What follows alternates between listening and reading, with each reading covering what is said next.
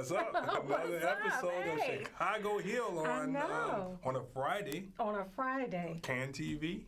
Yep. Can TV always serving the people. You know what? We're talking about building up the community, FDR. I'm Shawn Ford. I'm Meleika Gardner. And today is another episode for the youth. Yes. Highlighting. We are listening to the youth. Listening to the youth and highlighting young people. I think last week, didn't we have a light-skinned youth? No, he was dark-skinned. All right. Long as we got to make sure we get some light-skinned, What I love is that each youth that we've had on, they come with something so special and so different. So last week, we had $1 million. The $1 million scholarship. Yeah. Today we have Taure of Roseworld. He's a music artist and producer, accomplished musician. He is just an amazing young man. Well, where is he from? You think he'll tell us? Yes. Well, first of all, I think all of the ladies, young girls, they just be all over you, don't they? If only, no. I get my face share, I believe. You can always take the fifth whenever you want. You don't ever have to. So it's good to have you. We're so happy to have you, to highlight you on Chicago Access TV, CAN TV, on FDR Community Housing Foundation. Yes. We hear that you have a bright future. You have a fan here, and I'm going to see if I'm going to be a fan after the show. I did see some of your Instagrams. Is it Instagram? He has music on Spotify, SoundCloud, yes. Yeah, I got it everywhere. Apple Music, Spotify, everywhere. Everywhere? Yep. How you get it everywhere already? How old are you? 17, you say, right? Yes, sir.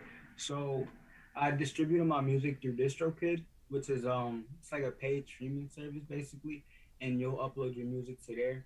And then they'll shop your music to each place like Spotify, Apple Music, all of those places, and then put it on there for you. Yeah, depending on when you want to do it and all of that. All right, tell us more about you first before we go into your career. What school do you go to? Right now, I go to Evanston Township High School. Evanston? So like right outside of Chicago. Yeah. Okay, what's the biggest challenge as a student in Evanston for you? What's your biggest challenge? Well, I forgot the word for it. Oh, American exceptionalism. So basically, the school curriculum that we learn now and that we've always learned is basically, it's really not self-centered, but it's very centered on one perspective. And that's the perspective of the people who came to Americas and then colonized the place. And so when we learn things in school, history especially, there will be words and different like language that they'll use in order to make America seem like it's something that it's not, and that they did all these amazing things when in reality it's not the truth. And we know that wasn't the truth if we got multiple perspectives. Well, that sounds good. So I mean, that is a big challenge, and it's good to hear you say that at such a young age, that the actual curriculum is a challenge for him as a Black American. Yeah, because I'm sure it has impact on your self-identity, your self-worth, your self-value. Exactly. So what it does is it just carries on the narrative that like stuff like the N-word is okay for people who don't know about these things and are ignorant to the real history. Yeah, the real history. It continues to carry the narrative of that, and that it's okay. And that's just an example, but different things like that throughout society. Yeah. Yes. That's good to hear you say. So have you produced a song about accurate history and the truth about? I mean, that could be pretty big. I actually should do something like that, but I made a song about just ways I feel and living in the world of living in America as a Black man. Yeah. Yeah, I'm gonna. Can I produce a song for you and like maybe pay to produce a song and because I would love for you to tell a story creatively about the inaccuracy of American history. I definitely will do that. You don't gotta pay me. I'm You definitely say you gonna do ready? it. He said, yeah, All especially right. you going to pay him. Well, let's figure out how we can do that because I'm gonna need to get some cut off that. I'm gonna need to get paid. I mean, I see you as talent. You could be my ticket. I'm almost 50, and man, I gotta get it. So, what is your who do you find as a role model in the industry, and do you have multiple role models? Do you have a role model in the industry, and do you have a role model in the business? Do you have a role model politically? Who are they? Well, life wise, we'll start with music. So, music wise, my inspirations, the people I look up to, role models, etc. Those would have to be Pierre Bourne and Kanye West. So Kanye West, you guys definitely know. Pierre Bourne, you might not, but Pierre, he basically looked up to Kanye as well. And Pierre Bourne, he had a really hard time getting to where he wanted to be, and I'm finding the same struggles. And so I look up to him a lot because of that, and his sound is what really grabbed me into him because me and him sound kind of similar, and so I gravitated towards this sound because I felt some of that in me. And then Kanye West, he's artist, producer, and engineer. So is Pierre Bourne, but Kanye started doing that first, and so and also the people, the narrative they continue on with him on social media and stuff. He does very sporadic things. It feels like people don't try to understand him, and I get that a lot as well. Because in my life, I feel like people don't really give an effort or take the time to really try to understand me and get deeply. But life wise, I would have to say Jordan Peterson because he's just a very intellectual, intelligent man, and a lot of his words resonate with me, and a lot of his what do they call ideals? A lot of his ideals resonate with me as well, and I see a lot of myself in him as well. So those are three of my role models, really. Interesting. Kanye West is very controversial story. So musically, most definitely, I will never take that away from him that he is absolutely a genius. Yeah, that's why I said music. Musically. I will make that clear. The best thing that I like so far? What? To see this young man happy. Yes. You keep that because you were saying about Kanye though. Because I just wanted to interrupt and rejoice in his happiness and smiling. That is joy to my heart when I see young people able to smile, laugh. It's good. Yes. I'll say what I think. I think it's because he's doing something that he absolutely loves, what comes natural to him, and he gets respect for it. I mean, I've seen him perform live on stage, and he was awesome at the Juneteenth parade this past summer, and I was like, wow, he is really good. And he comes from a great family, too. Yeah. Yeah. So does the school allow you to explore your career and your talent? Yeah, actually. So, when I started creating beats, it was about freshman year, and it was a little before freshman year, summer before, and I was kind of just playing around with the toys that my dad had from his past, and then I got into school, and then I was assigned a class called Music Tech, and Music Tech it basically gave me like the basics, the foreground of Logic Pro X and making beats and making your own productions. And so from then I took it to YouTube and I continued there to continue my craft on my own. But the school definitely 1000% put me forward a lot and helped me out a lot. And this year they allowed me to do a kind of like an independent study. So I don't meet with my teacher every week. We meet like every 2 to 3 weeks, and we at the beginning we met and then said, what do you want to do? She said, what do you want to do? And so I came up with the plan of creating 2 albums for the whole semester. but the first album is gonna be done by third quarter, and it's just giving me the chance to explore and not explore but continue doing music in school because I don't enjoy school. That's very good. He's Right? honest, yes. But you know what, Meleika? I know you get ready to say, but that is the key.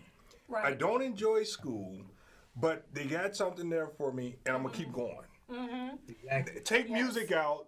Do you leave school? I mean, if it was up to me, yes. Right. But, but I mean, you are a perfect role model of what it's Yes. like. Because people, the only reason why young people go to school, they go to school because there's music, or they go because they want to play a sport. Or they go because they could do some type of art. Mm-hmm. If you take away what a person desires and their talent, then that's why they drop out. Exactly. They're not being poured into. Nothing's being nurtured. What comes to them naturally isn't being nurtured, and then they're forced to be involved in some things that don't even click with them. Yeah. So they lose interest. Yeah. Absolutely lose interest in school. So, I mean, not many kids have Right. his story because a lot of schools do not feed into the creative, artistic children. Yeah, we tell you in Chicago and in other areas what we want you to be. We don't ask you what you want to be. Right. And so because you are able to tap into your talent and your desires, and you were able to find that at the school. You were able to find your love at the school. I'm going to ask you another question about Juice WRLD. Juice WRLD, I found out about Juice WRLD when he died. His music I like his music, but it's dark. He was very depressed, and I think that I brought that up because I like your happiness. You keep that in mind about how dark his music is and how depressed he was, and you can't be that way. So Juice WRLD was like, I feel like that because majority of my music is about like heartbreak, relationships, and just stuff. Your heart that been people broke can- already? I know. But well, something like that. But basically, just stuff that high schoolers and just preteens, teenagers, and young adults go through.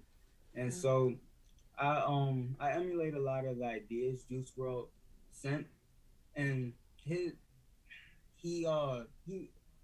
I vent through my music the way he vented through his because he had drug problems, addiction problems, and that was due to depression. And so the way that he vented through his music, I do the same. I do. But that's good. That is therapy. That's another thing that you're That's an teaching outlet. us today, that your music is therapy. Take that away, and that's taking away your therapy. Exactly. My whole reason for wanting to push my music out there and everything is because I want to help people and help people that are like me around the same age that go through these type of things and feel alone, feel lonely. Because that's what I talk about a lot, being lonely, because I feel that a very majority of the time. And so I just want to help people that are just like me, around the same age and with those problems, because I know that everybody goes through them as a preteen, because we don't really have a whole bunch of real world problems. And so I was going to ask you, how much are your bills? yeah, exactly. So Is the IRS after you? that's what I call the board theory. Like people like preteens, teenagers and stuff, we don't got too much to worry about, and so we create problems basically. And we create problems through relationships, through Oh my God, that's powerful. all types of stuff. Yeah. Tell us the type of problems you create for yourself that you don't have to. That's huge. Yeah. So And not you. People your age. What kind of problems do they create for I'm themselves? gonna talk about me personally, and like just in general. Me personally, well, one of my problems was relationships. I started getting into relationships way too soon, and like in the 6th grade, and I treated them way too seriously. 6th grade, Tori? Look at him. Yes. It wasn't his fault. Yes. It's like it might have been like the worst decision ever, because I don't know because I feel like I would have been a lot. I wouldn't have gone through so much mentally with like the overthinking and all types of stuff if I didn't bring myself to those problems. Because kids, we as we get older, we learn to deal with those things. But when we're young, it everything is the end of the world. And Everything so is the end of the world, you say. Okay, yeah. basically, yeah. And so in general, people who go through around my age go through stuff like relationships, getting introduced to drugs, Yeah. um, going being in shit. No, majority of the people like this usually don't have father figures, and so they look for that in their friends, and then their friends aren't into good stuff, and so they start doing bad stuff like gang related activity and things like that. And like I've seen it with three of my friends actually, and it's crazy. Three of my old friends, and so they're just little things like that that we just go through. Well, Basically. I'm very happy to hear you identify that we bring things on ourselves, We do, and we yeah. can avoid that. Whatever type of energy you carry with yourself is what you're gonna attract. Yeah. Wow, it is amazing to me how aware these kids They are. are. They are aware. Self-aware. And he understands when he's having struggle and he's got to vent. He's got to get it out, and he's found a way to do that. You have adults right now that don't have positive ways to vent and to heal themselves at the moment. They do violent things. They do drugs, and they think that's healing. You said, I rap. I play music. Man, that's good. That's an And, outlet. you know, I got to ask them the big question. What did you think of the Super Bowl halftime show? I I feel horrible because I didn't even watch the Super Bowl. So, Well, all right. So I was busy making some music. that's good. That's what I'm talking about. So you were busy building your career.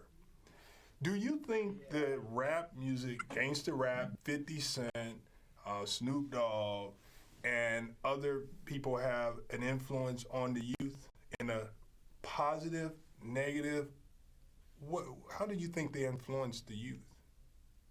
Well, people like that. It depends on what type of songs they're pushing out because majority of the rap songs is about sex, drugs, and lavish lifestyles, and so people are disgusted by even thinking about being a person with a 9 to 5 job making 50,000 a year, which is average, and it's not wrong. But since people are they see these music videos and go on Instagram and see their favorite artists with all these lavish things, all these ladies, all these cars and everything, that's what they want. That's what they want, and so that's what they're accustomed to. Also, they're a lot of people's parents handicap them and baby them, so then they kind of feel like mama's gonna get it for me, dad's gonna get it for me, and so they don't really have a I'm gonna get it for myself mindset.